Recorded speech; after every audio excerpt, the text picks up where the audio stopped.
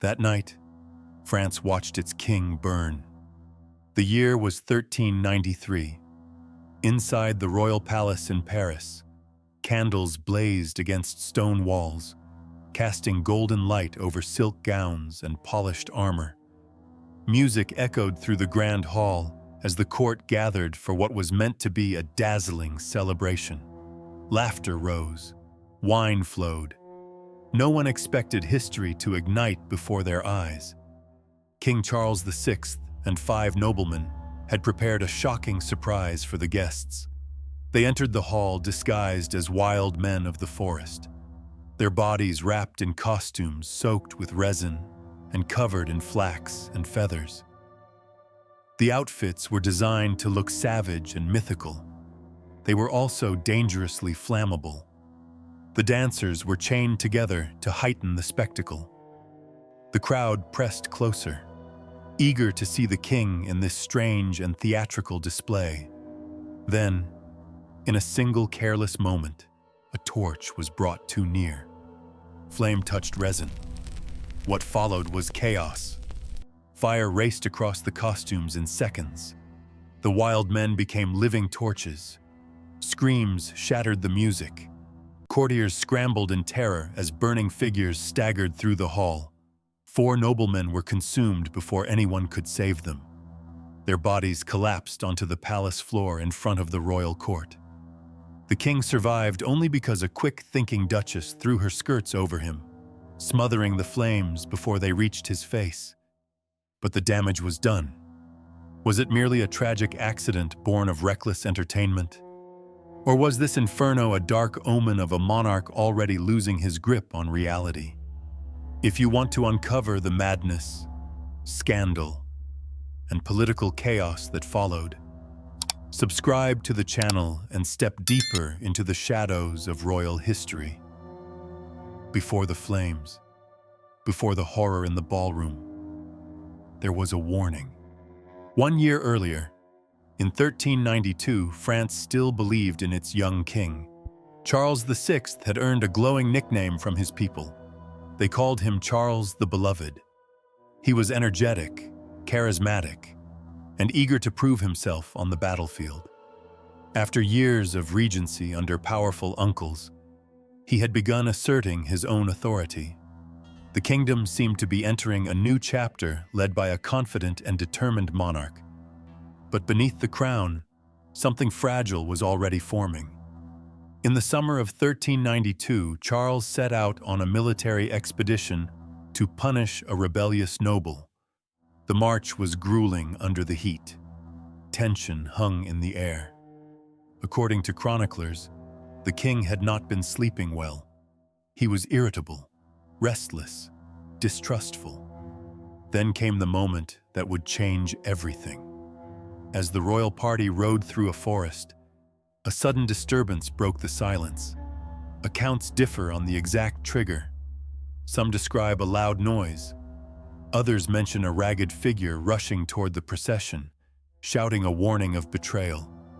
Whatever happened, it struck the king like a lightning bolt. Without warning, Charles drew his sword and turned on his own men. He slashed at the knights closest to him.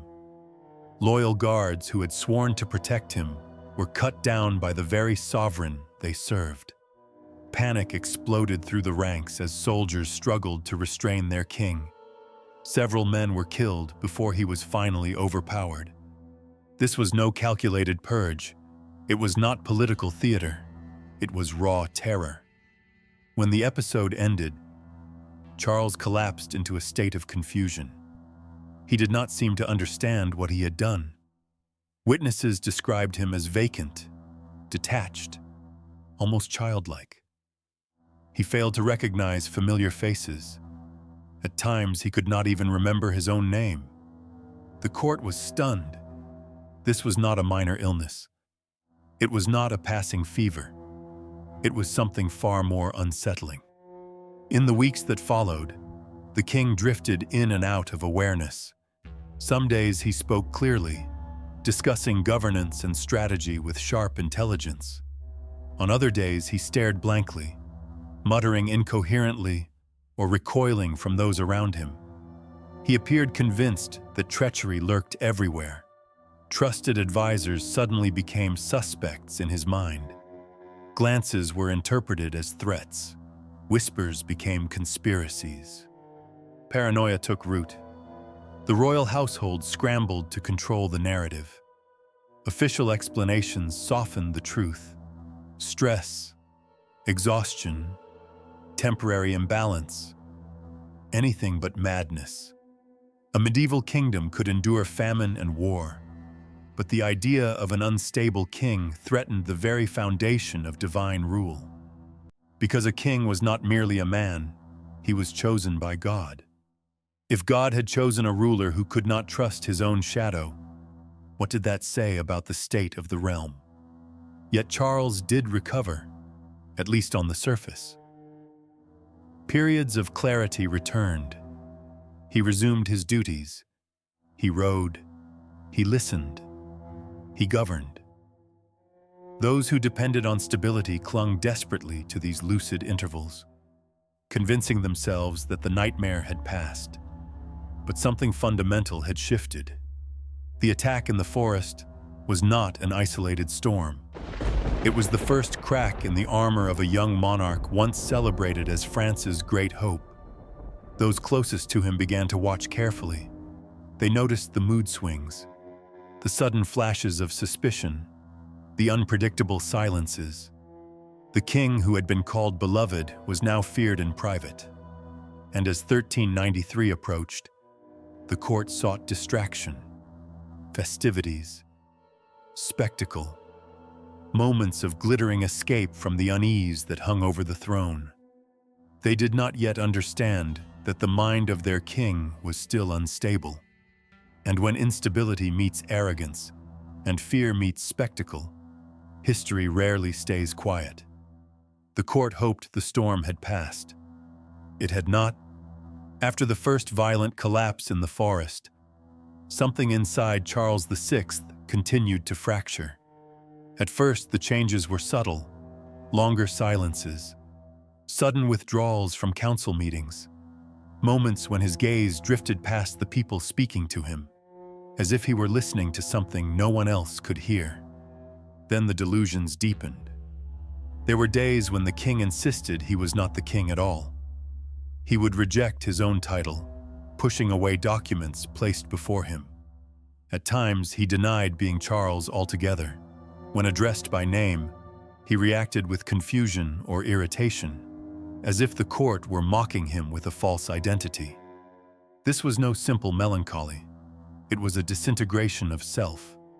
Medieval chroniclers recorded episodes where Charles appeared genuinely detached from his own existence.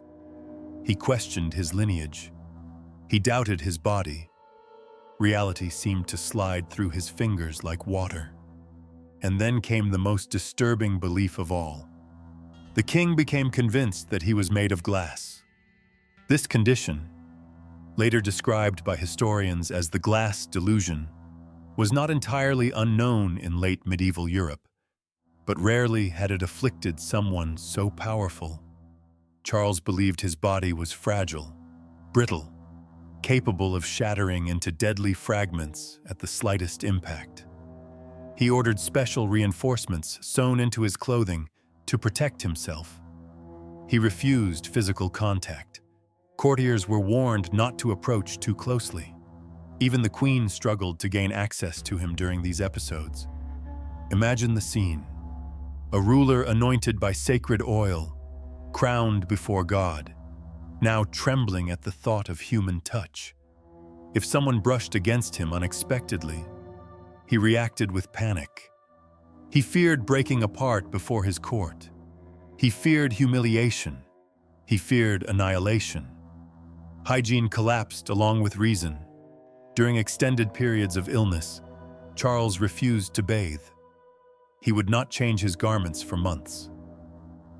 The smell in his chambers became a subject whispered about behind heavy doors. Servants rotated in and out, unsettled by the unpredictable moods of the man they served. And yet, there were intervals of clarity. In those lucid stretches, he seemed almost restored. He could discuss policy, recall events, even show flashes of charm. These moments kept the illusion of stability alive. But everyone in power knew the truth. The king could not be relied upon. France was now governed by uncertainty.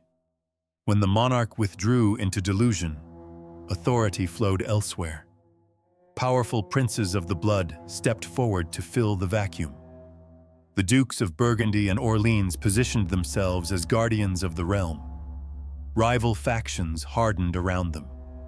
What began as temporary guardianship slowly transformed into competition. Influence over the unstable king became the ultimate prize. Whoever controlled access to Charles controlled France. Alliances shifted, suspicion thickened, private grudges sharpened into political strategies. The seeds of future civil war were being planted in the shadow of the throne. This was the true danger of royal madness. Not simply the suffering of one man, but the erosion of centralized power. A kingdom structured around divine kingship could not function when the divine representative doubted his own body. Foreign observers watched closely. England remained a looming rival. Internal unity was no longer guaranteed. Every episode of delusion weakened France in ways that swords and sieges could not. The transformation was tragic. A young ruler once celebrated for promise now hid from human contact, fearing he might shatter into pieces. The court adapted, maneuvered, and conspired around his illness. Publicly, loyalty endured. Privately, ambition thrived. And as factions grew bolder and the king grew more fragile, the stage was being set for a spectacle that would expose the vulnerability of the crown in the most dramatic way imaginable. By the time the fateful celebration of 1393 arrived, the French court was already balancing on a fault line. The king had suffered violent mental fractures. Power had begun slipping into the hands of rival princes. Anxiety moved silently through the palace corridors. And yet, instead of caution, the court chose spectacle. Why would a ruler whose grip on reality was unstable agree to participate in a dangerous masquerade? The answer lies in politics as much as personality. The event was organized to celebrate a remarriage within the royal circle. It was meant to display unity, vitality, and royal magnificence. At a time when whispers about the king's condition circulated among nobles and foreign envoys, public festivity became a tool of reassurance. If the king danced, laughed, and performed, perhaps France would believe he was still strong. There was also pressure from those who benefited from his moments of apparent recovery. When Charles seemed lucid, advisors were eager to present him as fully restored. A daring entertainment could project confidence. It could silence doubt. But confidence and recklessness are close cousins. The theme of the performance was theatrical and wild. The king and selected nobles would appear disguised in primitive costumes, embodying mythical forest creatures. It was bold. It was shocking. It was also deeply impractical in a hall illuminated by open flame. Security protocols were astonishingly careless. Torches were common sources of light. Guests moved freely. The hall was enclosed. Fabrics, decorations, and costumes were highly flammable. No one imposed strict control over proximity between flame and performer. Why? Because this was not merely a party. It was a display of aristocratic privilege. High-ranking nobles were accustomed to bending rules. Restrictions would have felt insulting. And perhaps more dangerously, there was a culture of underestimating risk. The king himself had shown unpredictable behavior in recent years. Yet no one dared limit his participation. To question his judgment too openly could imply that he was unfit to rule. Better to indulge the performance than confront the deeper issue. so the torches were allowed. The costumes were drenched in resin. The chains linking the dancers were approved. When fire erupted and bodies ignited, it was not just cloth that burned. It was the illusion of control. The horror unfolded in front of the political elite of France. Nobles witnessed fellow courtiers transformed into living flames. Panic replaced choreography. The king's survival was a matter of seconds and chance. But even before the smoke cleared, the symbolism was undeniable. This was a monarchy already destabilized by illness and factional rivalry. Now, in one reckless display, it had nearly incinerated itself in public view. Whispers spread quickly beyond the palace walls. If the king could not safeguard his own celebration, how could he safeguard the realm? If those closest to him permitted such negligence, what did that say about governance? The disaster exposed more than poor planning. It revealed a court distracted by vanity, while deeper fractures widened. It showed a ruling class more concerned with appearance than structural stability. It highlighted how fragile the body of the king had become, both physically and politically. Charles survived, but survival did not equal strength. In the aftermath, confidence in the monarchy eroded. Nobles who had already maneuvered for influence felt justified in their ambitions. Skepticism grew among observers who saw divine favor as essential to royal authority.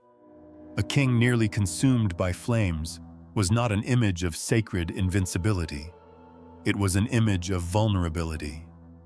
The fire of 1393 became more than an accident.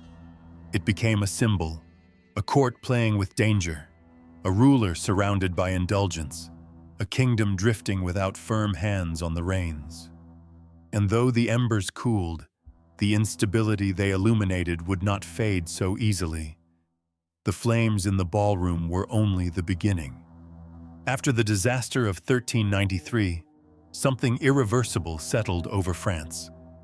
The monarchy no longer projected awe, it projected uncertainty. Even when ceremonies continued and decrees were issued, the image of invulnerability had cracked. From that point forward, the kingdom functioned in cycles of instability. Each time the king withdrew from active rule, decisions slowed. Rival interests filled the vacuum not through open rebellion at first, but through calculated positioning, control of the treasury, military appointments, and regional governance became battlegrounds behind closed doors. Loyalty shifted based on advantage rather than principle. Over time, political rivalry transformed into structured hostility. The division between the Armagnac and Burgundian factions hardened into armed confrontation. This was no longer court intrigue. It was civil war. Cities changed allegiance. Noble houses fortified themselves. Streets that once hosted markets now saw bloodshed. The crown remained at the center, but it no longer commanded obedience. It became a prize. Foreign powers watched carefully. England recognized opportunity in French fragmentation, while French nobles exhausted themselves fighting internally. English forces advanced strategically. Victories mounted. Confidence shifted. Then came the most devastating political concession of the reign. In 1420, the Treaty of Troyes formalized what many feared. The French king acknowledged the English monarch as his legitimate successor. The Dauphin, his own son, was disinherited. The future of France was effectively transferred to a rival dynasty. This was not simply diplomacy, it was surrender wrapped in parchment. For a medieval kingdom built on sacred lineage, the treaty struck at the heart of identity. It signaled to Europe that France could not protect its own succession. The authority of the Valois line was publicly undermined. And yet, the document carried the royal seal. The long-term consequences were staggering. English claims over French territory gained legal foundation. The 100 Years' War intensified under new justification. What had once been a contest of arms now carried the weight of formal inheritance. France teetered on the edge of losing sovereignty altogether. Inside the country, morale fractured. Some accepted the treaty as a necessary compromise. Others viewed it as betrayal engineered by factional dominance. Trust in centralized monarchy eroded further. Regional loyalties deepened. National cohesion weakened.